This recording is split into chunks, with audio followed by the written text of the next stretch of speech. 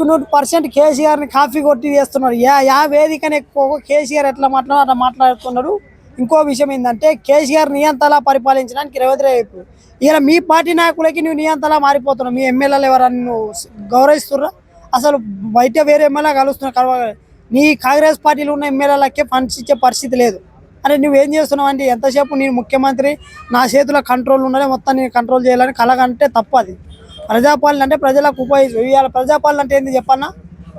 Bus దిగిపోయి bus ఎక్కితే ప్రజాపాలన కాదు. ఏ సామాజిక వర్గాలు అయితే రాజకీయాలకు దూరంగా ఉన్నారో ఆ వర్గాలకు భూములు లేవు, ఆ వర్గాలకు భూములు ప్రతి సామాజిక వర్గాలు వెనకబడ్డ వాళ్ళకు 3 ఎకరాల భూమి పంచు. అప్పుడు నీవు నిజంగా ముఖ్యమంత్రి ప్రజాపాలన అంటావు. కానీ కేసీఆర్ గడియల కాడికి రాని పని గడియల కాడికి వస్తున్నా అంటే ఇది కేసీఆర్ కేసీఆర్దేం కాదు, నీది కాదు. మీరు రాష్ట్రానికి ముఖ్యమంత్రి వివరించిన బాధ్యత అది.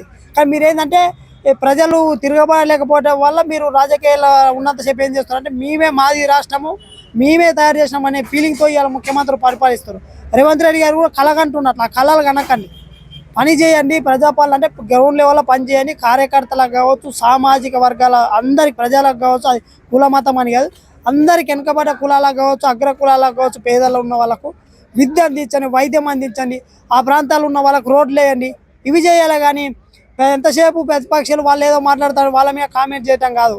నీ పరిపాలన నువ్వు కరెక్ట్ చేయలేకపోతే వాళ్ళు విమర్శిస్తారు. నువ్వు కరెక్ట్ చేయి, వాడు ఆటోమేటిక్ నోరు మూసుకుంటావు కదా. నువ్వు ఏదో చేయలేక నీ ప్రభుత్వం విఫలమైంది కాబట్టి ప్రతిపక్షం మీద నోరెత్తుకుంటే ప్రజలు ఎవరు సహకరించరు. ఎందుకంటే నువ్వు ముఖ్యమంత్రి స్థాయిలో కూడా గతంలో ప్రతిపక్ష పార్టీ అధ్యక్షుడిగా ఎట్లున్నావు, ఆ రోజు ఎట్లా మాట్లావు, ఈ రోజు అదే వాయిస్ లేదు. అది తప్పు కదా.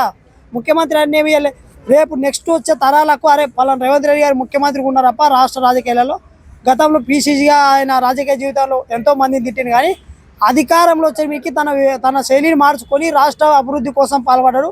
నెక్స్ట్ వచ్చి యువతరం ఆయన చూసి రేవంత్ రెడ్డిని చూసి రాజకీయం. ఎందుకంటే నేను చెప్పినా కదా, నీ జరిపిలు మండల స్థాయికి వెళ్ళి వచ్చినప్పుడు ఎట్లా వాళ్ళే నలుగురికి ఆదర్శంగా ఉన్నది. కానీ ఇవాళ నువ్వు కోస్తా తీస్తా అని మాట్లాడి రేపు వచ్చే రాజకీయాలను గలీజ్ చేయడానికి కారణం నువ్వు కాదా? కేసీఆర్ అంటే కొద్దిగా వయసులో పెద్ద ఉన్నాడు. సరే ఆ సందర్భం వచ్చినప్పుడు కేసీఆర్ గారు అప్పుడప్పుడు మాట్లాడాడు. కానీ ఇవాళ నువ్వు ఉన్నావు కదా, నువ్వు చిన్న వయసులో ముఖ్యమంత్రి అయ్యావు. మరి నీకు బాధ్యతగా మాట్లాడాల్సిన అవసరం ఉంటుంది. బట్ ఆయనకు తానే నేనే ముఖ్యమంత్రి, ఇదేదో రాష్ట్రం మాకు రాసి ఇచ్చింది అనుకున్నట్టు ఫీల్ అయితే అది తప్పు.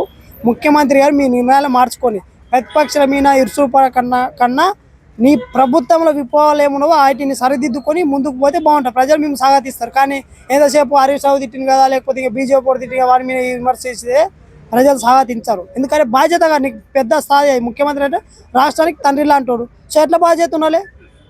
పిల్లలకి ఏమైంది, సమాజంలో ఏం జరుగుతుందో గ్రహించాలి. కానీ నువ్వు అవన్నీ లేదు. ఎంతసేపు మేము మా వాళ్ళు పనిచేస్తారు అని చెప్తారు తప్ప గ్రౌండ్లో పని లేదు. ఈ 2 సంవత్సరాలన్నా మంచి పని చేస్తే నీకు ఏదైనా 4 సీట్లు ఇస్తారు. లేదంటే నాకు గెలిచే వరకు అయితే భవిష్యత్తులో కాంగ్రెస్ ఒక్కడు కూడా ఓటేరు. గుర్తుపెట్టుకో. ఎందుకు ఓటేరాను? కాంగ్రెస్ రాదు, నువ్వు రాసి పెట్టుకో. ఎందుకంటే రేవంత్ రెడ్డిని చూసి ఓట్లు వేసారు. ఎందుకంటే కొత్త తరం నాయకుడు కాంగ్రెస్ మనం చూసినాం గత 60 ఏళ్ళకి వెళ్ళి. ఎందుకు మార్చలేదు రాష్ట్రాన్ని దేశాన్ని అన్నప్పుడు రేవంత్ రెడ్డి గారు కొత్త నాయకుడు అని ఆలోచించి వేసారు తప్ప నీవు వచ్చిన తర్వాత ఏదైతే ఎలక్షన్ ముందు హామీలు ఇచ్చావు అవన్నీ అట్టర్ ఫ్లాప్ అయ్యి ఏ దానికైతే నువ్వు అవినీతికి అయితే దూరం ఉంటాని చెప్పినా ఇవాళ అవినీతిని అంటగట్టుకొని పోతున్నావు. కాబట్టి ప్రజలు నిన్ను తిరిగి మళ్ళీ ఎక్కడికి అక్కడికి పంపిస్తారు. గుర్తుపెట్టుకో. 10 సంవత్సరాల టీఆర్ఎస్ పాలన తర్వాత మార్పు రావాలి, కాంగ్రెస్ రావాలని ఒక స్లోగన్ తోటి రావడం జరిగింది. సమాజంలో ఎలాంటి మార్పు జరిగింది ఇప్పుడు కాంగ్రెస్ రావడం? సమాజంలో ఏం మార్పు లేదన్న, ఏం మార్పు లేదు. సేమ్ టు అస్ట్ ఉన్నది. కేసీఆర్ ఎట్లయితే లాస్ట్ మూమెంట్ ఉన్నది ఇప్పుడు అట్లా ఏం మార్పు? బస్సు దిగిపోతే మార్పు కాదు. ఇప్పుడు ఎవరైతే బస్ ఎక్కే మహిళలు ఉన్నారో ఆ మహిళలకు ప్రతి మహిళలకు 3 ఎకరాల భూమి, 10 లక్షల ఎకరాల భూమి మిగులు భూమి ఉన్నది. ఇంకా ఆంధ్రలో చేతిలో 10 లక్షల ఎకరాల భూమి ఇప్పటికి మనకు వచ్చే భూమి ఉన్నది. అది రిటర్న్ తీసుకో. అది ప్రజాపాలన. అది మార్పు అంటే ఏది? మార్పు అంటే ఏదో భవన్లోకి వెళ్ళి నువ్వు ఇలా ప్రతి భవన్ లేకుండా నీ సొంత ఇంట్లో ఉండాల్సిన అవసరం ఏమొచ్చింది? మన కొత్త భవన్ కట్టాల్సిన అవసరం కూడా లేదు కదా. ఇలా లో బడ్జెట్లు ఉన్నది, రాష్ట్రం ఇబ్బందులు ఉన్న అవసరం లేదు కదా. అంటే నీవేమంటే కేసీఆర్ ఉన్న గడిలో నేను ఉండొద్దు, నాకు కొత్త గడి ఉండాలా, నాది కొత్త కానీ నీ అంతా నువ్వు కలగంటున్నావు. కానీ ప్రజాపాలన నీవేమంటే ఇప్పుడు మిగులు భూమి ఏదైతే ఉందో అది గతంలో రాజశేఖర రెడ్డి గారు పంచారు. ఆ భూమిని కేసీఆర్ వచ్చి మీకు కొంతమంది ఎమ్మెల్యేలు రిటర్న్ తీసుకొని గిరిజనుల భూములను కూడా తీసుకున్నారు.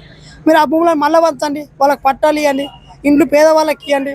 మీ కాంగ్రెస్ పార్టీ కార్యకర్త శాఖ నువ్వు లాస్ట్కి ఇచ్చుకొని నువ్వు గతంలో చెప్పినావు కదా 10 సంవత్సరాల వరకు నేనే ముఖ్యమంత్రి అన్నావు కదా. లాస్ట్ వచ్చి 5 సంవత్సరాలు మీ కాంగ్రెస్ పార్టీకి అభివృద్ధి చేసుకో, మీ కార్యకర్తలకు ముఖ్యం. కానీ నెక్స్ట్ ఈ 2 సంవత్సరాల అభివృద్ధి పేద వర్గాల ప్రజలకి అప్పుడు ప్రజాపాలన. కానీ ఎంత ఏంటంటే ఆయన చేసిన పనులను ఆయన చెప్పుకోలేక విఫలం అయ్యి కాంట్రవర్సీ మాట్లాడి రాష్ట్రంలో వాళ్ళు వీళ్ళ మీద వాళ్ళు తిట్టుకునే కాంట్రవర్సీ చేస్తున్నారు. ఆయన చేసిన ప్రతి కాళేశ్వరం గురించి చెప్పలేకపోతున్నారు. ఆయన కాళేశ్వరం ఏం జరిగిందంటే చెప్పలేని పరిస్థితులు ఉన్నారు రేవంత్ రెడ్డి. అది తెలియక దాని మీద ప్రజల్ని అవగాహన లేక ప్రజలు డైవర్ట్ కావడానికి రకరకాల కామెంట్ చేసి ఆయన తప్పించుకొని పోతున్నారు.